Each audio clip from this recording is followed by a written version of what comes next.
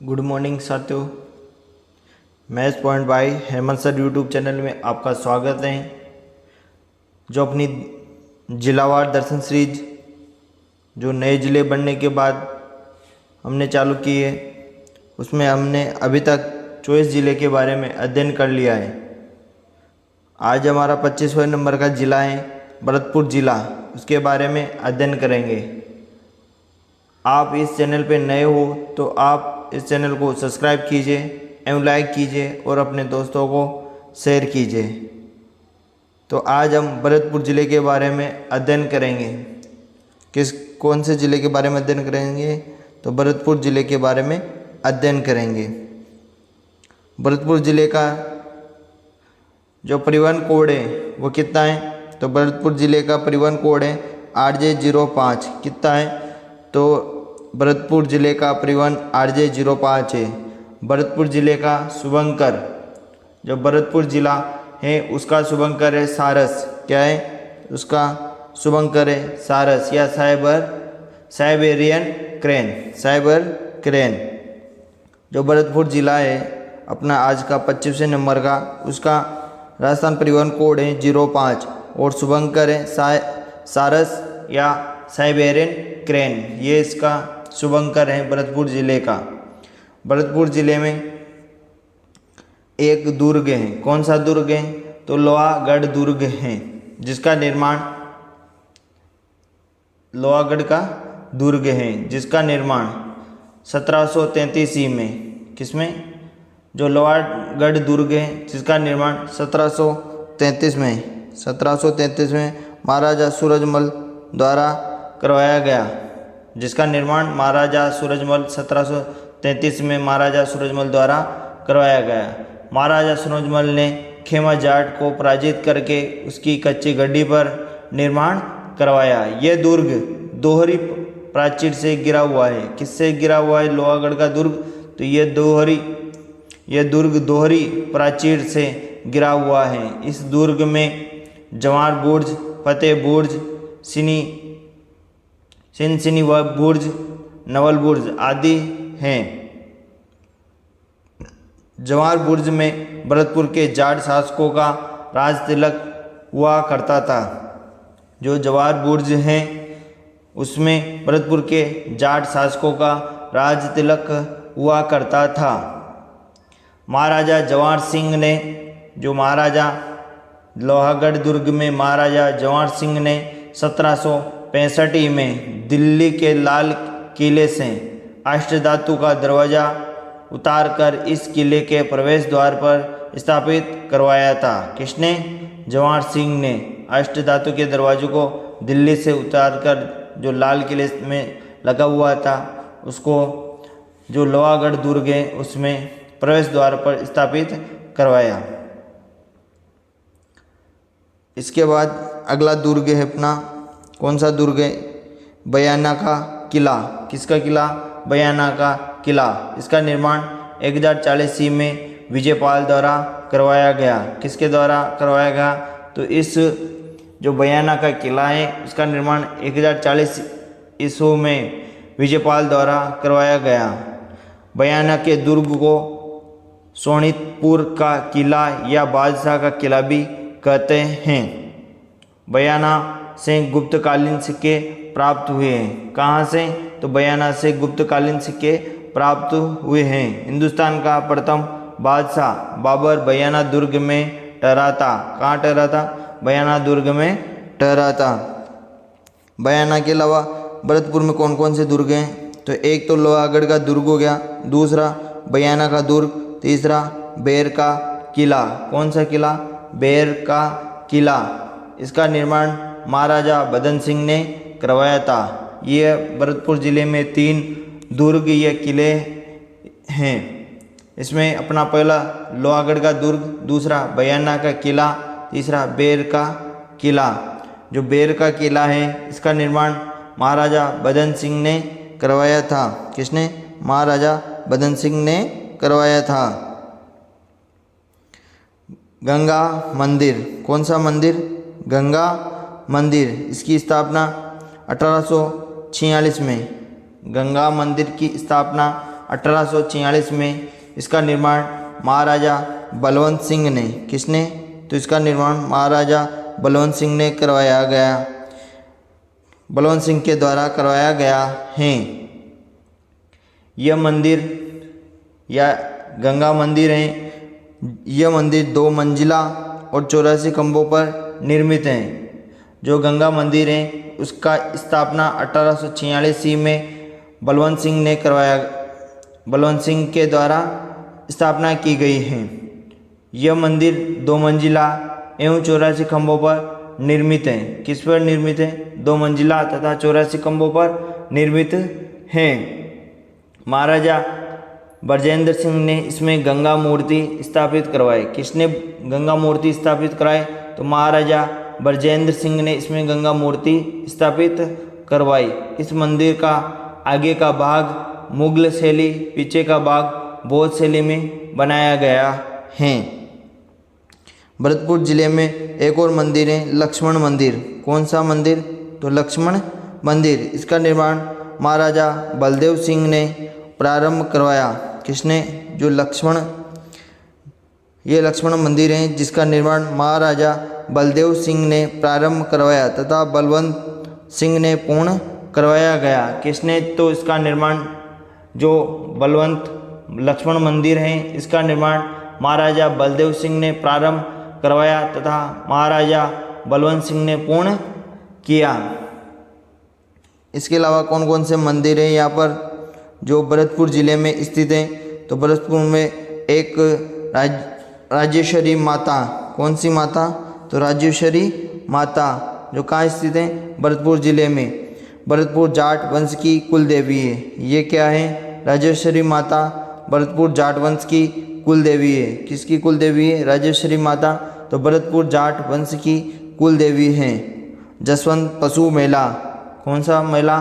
तो जसवंत पशु मेला जो उज्जैन भरतपुर में आयोजित होता है। जो जसवंत पशु मेला है जो उज्जैन भरतपुर ज़िले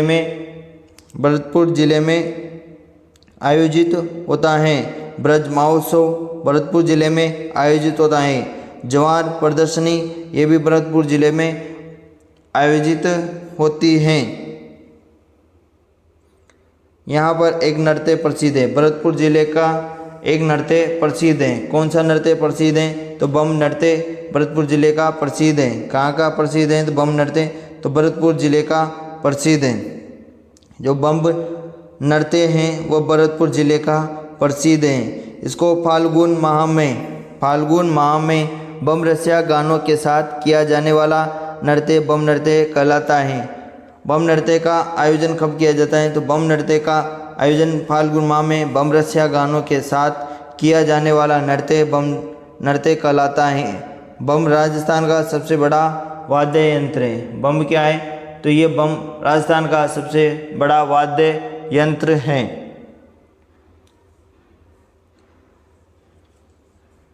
ये बम राजस्थान का सबसे बड़ा वाद्य यंत्र है।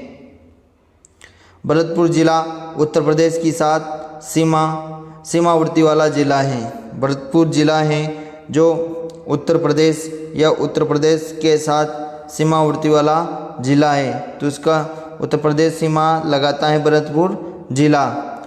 भरतपुर ज़िले में 8 तहसीलें हैं। कितनी तहसीलें हैं? भरतपुर ज़िले में 8 तहसीलें हैं। भरतपुर, बयाना, वेर, रूपवास, भुसावन, रुदावल, उज्जैन, नंदबई, ये 8 तहसीलें भरतपुर ज़िले में स्थित हैं। यहाँ पर 4 विधानसभा क्षेत्र हैं। भरतपुर ज़िले में कितने विधानसभा क्षेत्र हैं? तो भरतपुर ज़िले में 4 विधानसभा क्षेत्र हैं। भरतपुर, बयाना, वेर, नंदबई। कौन कौन से विधानसभा क्षेत्र है? तो 4। भरतपुर, बयाना, वेर, नंदबई, ये 4 विधानसभा क्षेत्र हैं और 8 तहसीलें हैं। कितनी तहसीलें हैं? तो 8 तहसीलें हैं भरतपुर ज़िले में। यहाँ पर केवलादेव गना पक्षी अभ्यारण्य है। भरतपुर ज़िले में क्या है? तो केवलादेव गना पक्षी विहार है या अभ्यारण्य। केवलादेव गना पक्षी अभ्यारण्य कहाँ स्थित है? तो भरतपुर ज़िले में केवलादेव गना पक्षी अभ्यारण्य। इस गना पक्षी विहार व पक्षियों की शरणस्थली कहा जाता है। क्या कहा जाता है केवलादेव गना पक्षी अभ्यारण्य को? तो इसे गना पक्षी विहार या पक्षियों की शरणस्थली कहा जाता है। राजस्थान सरकार द्वारा इसे 1955 में वन्यजीव अभ्यारण्य का दर्जा दिया गया। किसका दर्जा? वन्यजीव अभ्यारण्य का दर्जा दिया गया राजस्थान सरकार ने 1955 में। यह राष्ट्रीय उद्यान गंभीरी व बाणगंगा की नदियों के संगम पर स्थित है। किस किस नदियों के संगम पर स्थित है? तो गंभीरी व बाणगंगा नदियों के संगम पर स्थित है। भारत सरकार द्वारा 1981 में राष्ट्रीय उद्यान का दर्जा दिया गया। कब? तो इसे भारत सरकार ने 1981 में राष्ट्रीय उद्यान का दर्जा दिया गया है। 1985 में यूनेस्को की विश्व प्राकृतिक धरोहर सूची में शामिल किया गया है। किसे? जो केवलादेव गना पक्षी अभ्यारण्य उसे 1985 में यूनेस्को की विश्व प्राकृतिक धरोहर सूची में शामिल किया गया है। इसे राष्ट्रीय उद्यान में फरवरी 2006 में सफ़ेद सारसों किसके लिए? इस राष्ट्रीय उद्यान में सफ़ेद इस राष्ट्रीय उद्यान में फरवरी 2006 में सफ़ेद सारसों या सफ़ेद सारसों से साइबेरियन कैरियन के लिए इनको बचाने के लिए ऑपरेशन राजहंस चलाया गया है। क्या चलाया गया है? ऑपरेशन राजहंस चलाया गया है। बंदबरेटा पक्षी अभ्यारण्य। कौन सा? बंदबरेटा पक्षी अभ्यारण्य जो कहाँ स्थित है? भरतपुर जिले में। यह अभ्यारण्य बंदबरेटा भरतपुर जिले में स्थित है। कहाँ स्थित है बंदबरेटा? तो यह अभ्यारण्य बंदबरेटा भरतपुर में स्थित है। यह अभ्यारण्य पक्षियों के लिए प्रसिद्ध है। किसके लिए प्रसिद्ध है? तो यह अभ्यारण्य पक्षियों के लिए प्रसिद्ध है। बंदबरेटा बांध। कौन सा? बंदबरेटा बांध जो कुकुंद नदी पर स्थित है। बंदबरेटा बांध कुकुंद नदी पर स्थित है। इस बांध की बनावट जांच जैसी है। कैसी है बंदबरेटा बांध की बनावट? तो यह जांच की जैसी है। भरतपुर की सबसे बड़ी सिंचाई परियोजनाएं। तो यह क्या है बंदबरेटा बांध? तो भरतपुर की सबसे बड़ी सिंचाई परियोजना है जो कहाँ स्थित है? भरतपुर जिले में। मोती झील। कौन सी झील? मोती झील। इस झील को भरतपुर की जीवन रेखा कहते हैं। यह भरतपुर की सबसे बड़ी पेयजल परियोजना है। मोती झील जो भरतपुर की जीवन रेखा कहते हैं, यह भरतपुर की सबसे बड़ी पेयजल परियोजना है। इस झील का निर्माण रूपारेल नदी का जल रोककर करवाया गया है। जो मोती झील है, इस झील का निर्माण रूपारेल नदी का जल रोककर करवाया गया है। इस झील में गंभीरी एवं बाणगंगा नदी का पानी आता है। कौन सी झील में? पहले ये जो मोती झील है, ये रूपारेल नदी का जल रोककर करवाया गया है झील का निर्माण, और इस झील में गंभीरी और बाणगंगा नदियों का पानी आता है। भरतपुर नहर जो राजस्थान जो भरतपुर नहर है वो राजस्थान सरकार व उत्तर प्रदेश की संयुक्त परियोजना है। जो भरतपुर नहर है वो राजस्थान सरकार और भरतपुर उत्तर प्रदेश सरकार की संयुक्त परियोजना है। कच्छ सुगंधित घास। कौन सी? कच्छ सुगंधित घास जो भरतपुर, टोंक, सवाई माधोपुर में उगाई जाती है। कहाँ उगती है कच्छ सुगंधित घास? तो यह भरतपुर, टोंक, सवाई माधोपुर में इसका उत्पादन होता है। कच्छ घास का उपयोग सुगंधित इत्र बनाने के लिए उपयोग में लिया जाता है। अजान बांध। कौन सा बांध? अजान बांध। यह गंभीरी नदी पर बना हुआ है। कहाँ बना हुआ है अजान बांध? तो गंभीरी नदी पर बना हुआ है।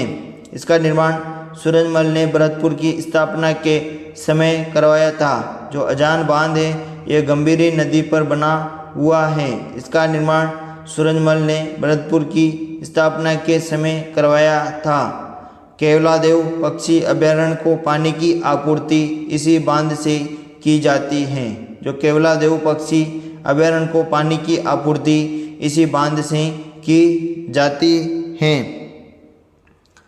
भरतपुर जो जिला है उसका इतिहास, राजा भरत के नाम पर भरतपुर जिले का नामकरण हुआ है। किसके नाम पर? तो राजा भरत के नाम पर भरतपुर जिले का नामकरण हुआ है।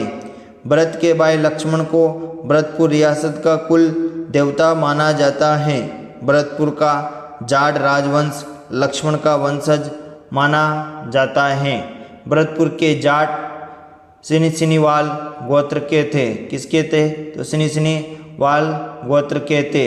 यहाँ पर अनेक राजा महाराजा हुए हैं। गोकुला, बाजा, राजाराम, चूड़ामन, मोहकम सिंह, बदन सिंह, महाराजा सूरजमल, महाराजा जवाहर सिंह, महाराजा रणजीत सिंह, महाराजा जसवंत सिंह, महाराजा बजेंद्र सिंह। और महाराजा जो राजस्थान के एकीकरण के समय भरतपुर के महाराजा थे। जो महाराजा बजेंद्र सिंह हैं वह राजस्थान के एकीकरण के समय भरतपुर के महाराजा थे। कौन थे एकीकरण के समय भरतपुर के महाराजा? तो महाराजा बजेंद्र सिंह थे। महाराजा जसवंत सिंह, जो महाराजा जसवंत सिंह हैं वह 1857 की क्रांति के समय भरतपुर महाराजा ने अंग्रेजों के साथ दिया था। किसने साथ दिया था? 1857 की क्रांति के समय भरतपुर के जसवंत सिंह ने, महाराजा जसवंत सिंह ने अंग्रेजों का साथ दिया था। भरतपुर के शासक जसवंत सिंह के काल में प्रिंस अल्बर्ट भरतपुर आए थे। कब आए थे? प्रिंस अल्बर्ट भरतपुर आए थे। भरतपुर प्रजामंडल की स्थापना किसकी? भरतपुर प्रजामंडल की स्थापना कब की गई है? तो भरतपुर प्रजामंडल की स्थापना 1938 में। कब की गई है? 1938 में स्थापित की गई है। इसके संस्थापक थे गोपीलाल यादव। जो भरतपुर प्रजामंडल की स्थापना 1938 में स्थापित हुई उसके संस्थापक थे गोपीलाल यादव और अध्यक्ष थे किशनलाल जोशी। कौन थे? किशनलाल जोशी। यहाँ पर कौन कौन से प्रमुख व्यक्ति थे? तो उसमें से एक हैं जगन्नाथ पहाड़िया। कौन है? जगन्नाथ पहाड़िया, जो भरतपुर जिले के निवासी हैं। कहाँ के निवासी हैं? तो ये भरतपुर जिले के निवासी हैं। राजस्थान के प्रथम अनुसूचित जाति के मुख्यमंत्री बने। जो जगन्नाथ पहाड़िया हैं वो राजस्थान के प्रथम अनुसूचित जाति के मुख्यमंत्री बने हैं। शुद्धि आंदोलन, कौन सा आंदोलन?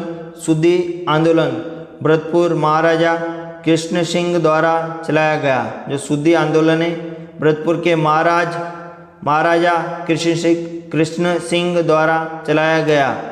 कृष्ण सिंह को जन जागृति का जनक कहते हैं। जो शुद्धि आंदोलन है वो कृष्ण सिंह द्वारा, भरतपुर महाराजा कृष्ण सिंह द्वारा चलाया गया। गोकुल वर्मा, कौन? गोकुल वर्मा। इन्हें भरतपुर का शेरे भरतपुर कहा जाता है। जो गोकुल वर्मा हैं उन्हें शेरे भरतपुर कहा जाता है।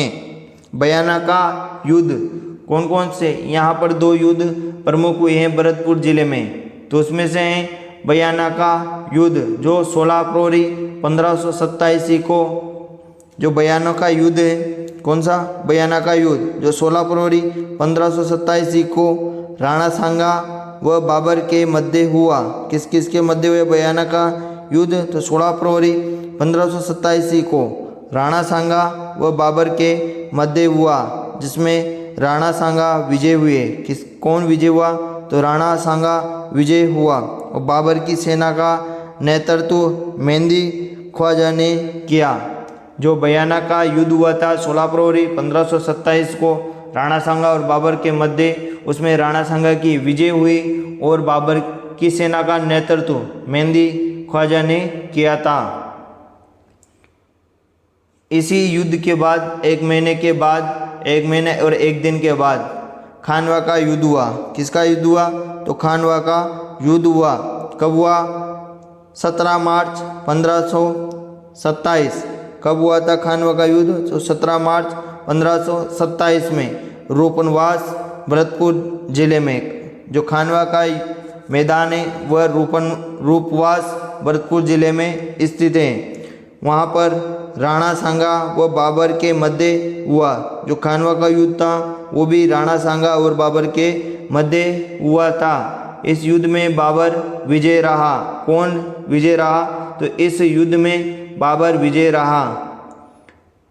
यहाँ पर जो पाते परवन की परंपरा थी उसमें खानवा के युद्ध में राणा सांगा ने पाते परवन के अनुसार सभी राजाओं को अपनी ओर मिलाकर ये युद्ध लड़ा था। खानवा का युद्ध।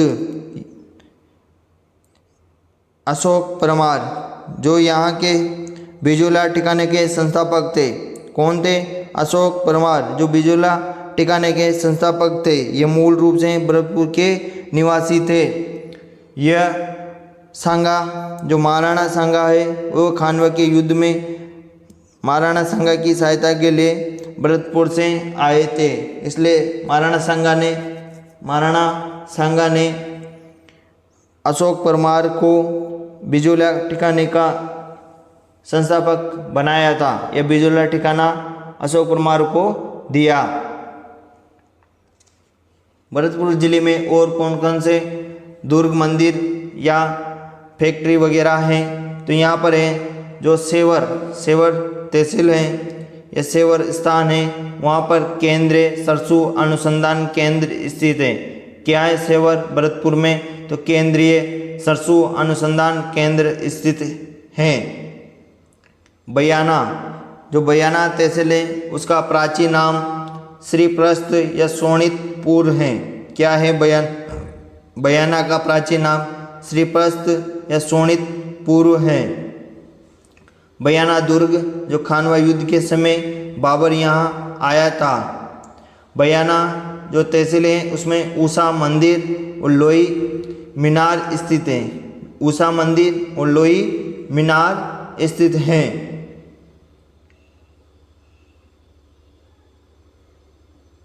धन्यवाद साथियों। आज हमने जो अपना 25वें नंबर का जिला है भरतपुर जिला उसके बारे में अध्ययन किया। तो आपको यह वीडियो कैसी लगी? आपको ये वीडियो अच्छी लगी तो आप कमेंट करके लाइक करके अपने दोस्तों को इस वीडियो को शेयर करें। और आप इस चैनल पे नए हो तो इस चैनल को सब्सक्राइब कीजिए। धन्यवाद साथियों।